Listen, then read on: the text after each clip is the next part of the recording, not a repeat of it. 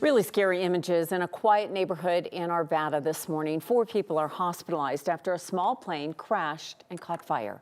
This moment caught on camera shows the chaos in the moments after.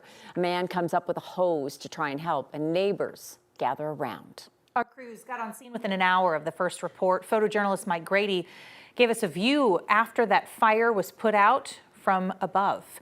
Just about half an hour ago, as crews were trying to dismantle the wreckage to haul away that plane, another fire started at the site. Really volatile area. First, we want to continue our coverage of that story we've been following all day long. Again, 4 people hurt when this single-engine plane crashed.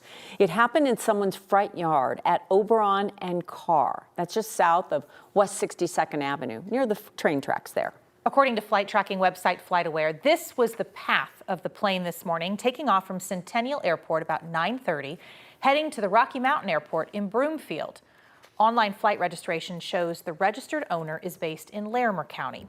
We have 9 News team coverage today at 4. Steve Steger spent the day talking to neighbors in that area. We want to start with Lauren Scafidi, who's been on the ground. And Lauren, we saw that plane catch fire again within the last hour. Crews really have a lot of work out there.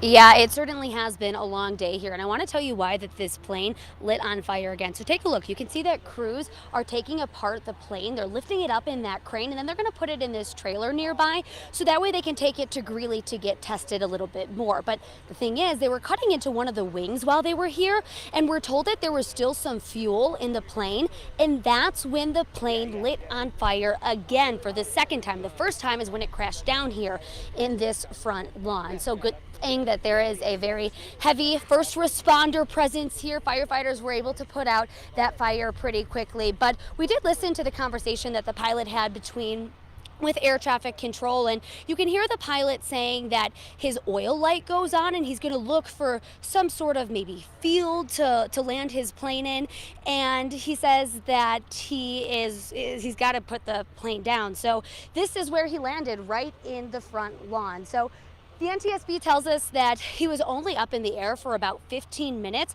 Here's what else the pilot had to say before he realized something was wrong. They will look for the most suitable place to land the aircraft. A roadway is not a bad place to land an aircraft. It really isn't. A railroad track isn't. A longitudinal area is not a place to land it.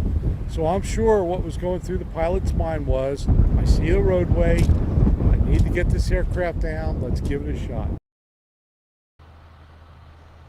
That was actually the NTSB responding to the pilot landing here on the road. We do have some sound with the pilot and air traffic control. Maybe we can get to that in a little bit. I'll step out of the way so you can see exactly what's happening as I reiterate what exactly happened here this morning. The National Transportation Safety Board says the plane took off from the Centennial Airport around 9:30 this morning, likely headed for the Rocky Mountain National Airport. The plane lit on fire the first time after it crashed down, filling the air with flames. The NTSB confirmed 4 people were in the plane. They all went to the hospital with serious or critical injuries. We can only confirm 2 of the 4 are adults. We don't know how old the other 2 are, and we don't know their relation.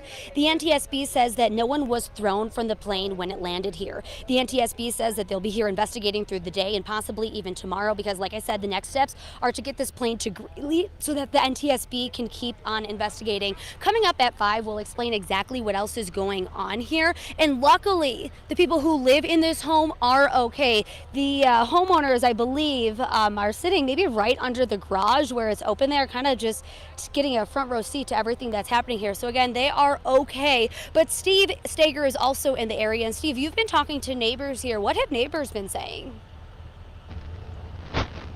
Lauren, we're getting an idea of just how this plane got to where it got. So I want to walk you through what the neighbors here have told me. So if you look up at that evergreen tree right there off in the distance, you can see what looks like a little nick in it.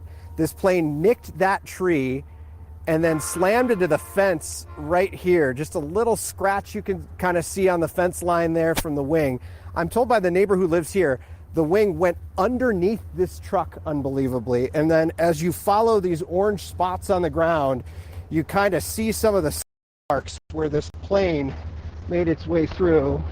The investigators have marked a lot of these areas just to show you. You can see scuff marks all going down the sidewalk here. It traveled quite a bit down this sidewalk. In fact, you can see some of the char marks on the sidewalk right here before it landed in this front yard, where investigators are now trying to take it apart. Now, I'm told by one man who saw the plane in the sky that this plane was spewing something before it crashed. I was driving to get mulch. The monotony of a Friday morning broke quickly for Evan Sherlock. I saw an airplane and its wings were tilting side to side, and out the back of it looked like fuel or something it was dumping. The unusual sight on his way to the garden store quickly disappeared. And next thing I know, you see a giant plume of smoke, and I was there within a minute. Within that minute, Everything was on fire. he couldn't believe his eyes. So I quick snapped a photo. There was a guy with a garden hose trying to spray things down. There was construction crews that were running over and giving people water, tending to the people who had left the plane. Blocks away from the crash, The neighbor told me that it came right over here. Dee Williams said she missed it, though it's hard to miss the impact in her yard. I'm just checking my tree because someone told me that the plane took some of the top of it. Her neighbor told us off camera the plane clipped Dee's tree, bounced off of a neighboring fence and off of Oberon Road, then crashed a block further up the road.